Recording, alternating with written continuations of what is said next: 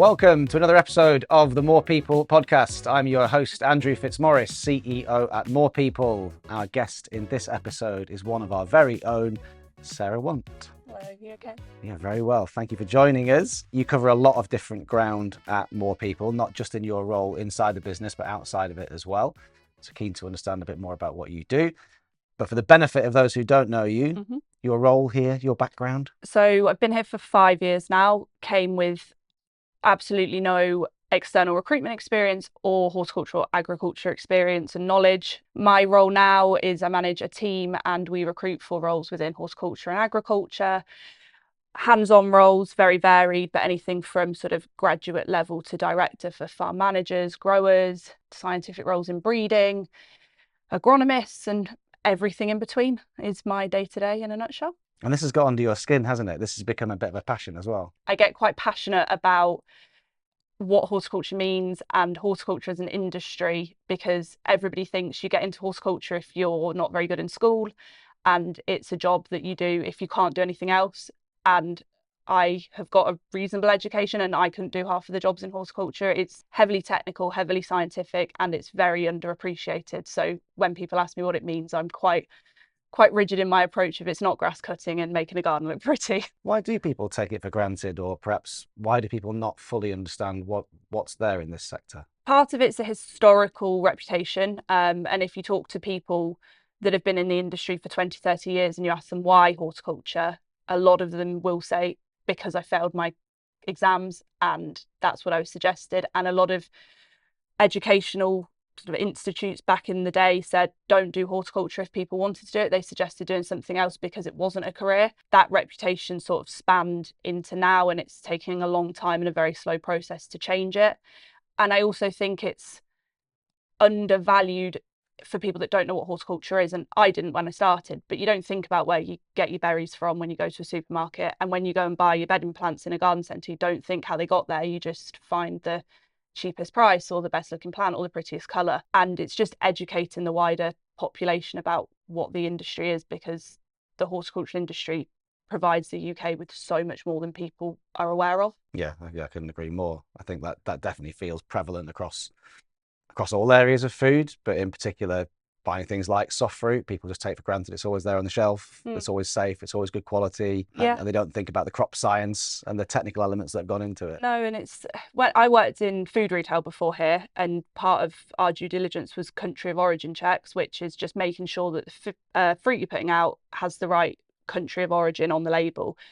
And even the people that I was managing, they just saw it as a tick box exercise, but didn't stop and think about, well, why am I changing it from the UK to Mexico? One day after we've got UK produce in, why are we now getting Mexican produce in, for example? And especially people that aren't in the industry and are just going to find the cheapest product or the organic product or whatever it might be. And there's so much going on with vertical farming to try and make it more UK grown, and there's so many different things that are going on. But until the wider public kind of get an understanding and even just a basic appreciation of it, that's when things will start to change. The perception of horticulture in general and agriculture will start to change. So if Guy were here, aside from not getting a word in edgeways, he'd talk about Nottingham University, Sutton Bonington, the horticultural campus, the horticultural degree that he'll have done back in the day.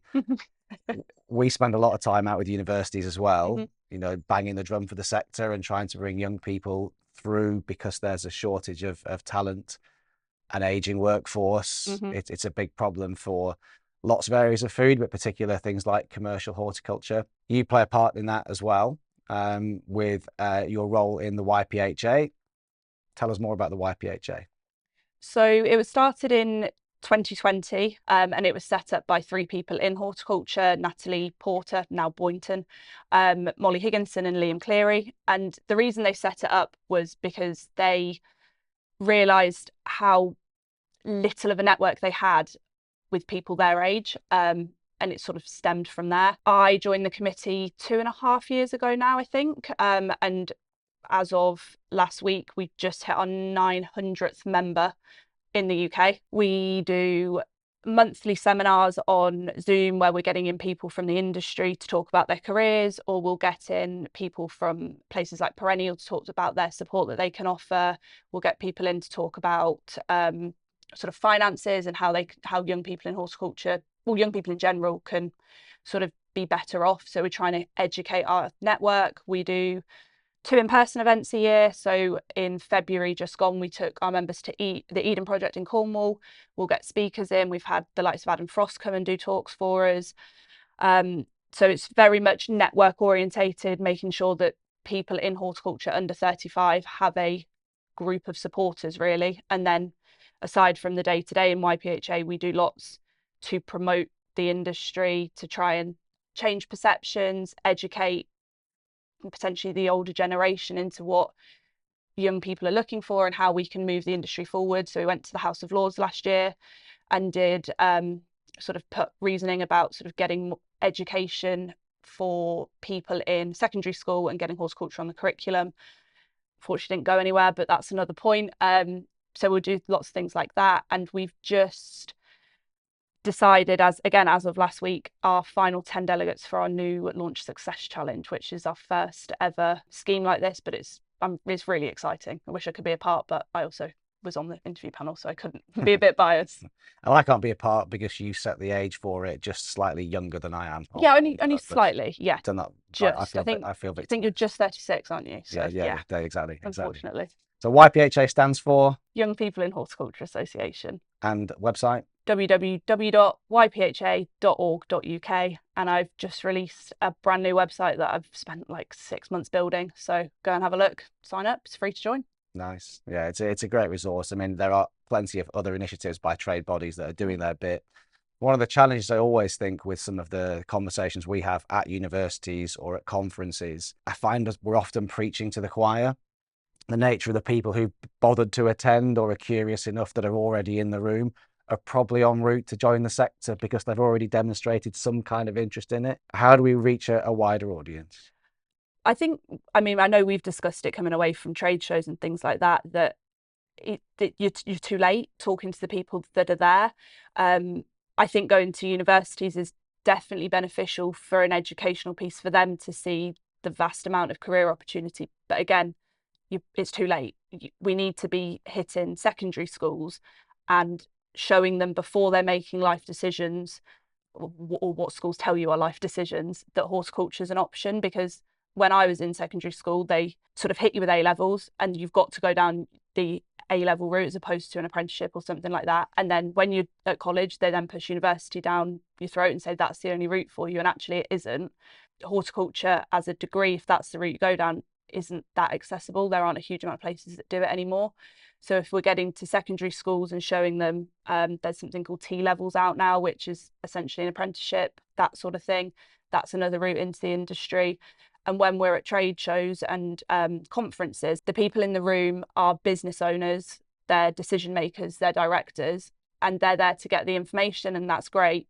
But why aren't they bringing in somebody that's just started or somebody that's dipping their toe into the water of horticulture and getting them excited? Because that enthusiasm's contagious, and it might be that one conference that keeps them in the industry, and they will learn so much, and they can take that back, they can tell their colleagues, they'll tell their friends. And that's how we do it. It's trying to get businesses to bring different members of staff, maybe doesn't necessarily have to be of a younger generation, it can be career changers, it can be anything, but the ones that are newer and will come away with the excitement, whereas people that have been to 7 conferences in 1 year will have probably heard the same message 7 times. I think what should happen, or what we're seeing happen more and more, is people question that the university route isn't the only option. Tuition fees are more expensive. When I went to university, it seemed like an automatic decision, but there's now more options available.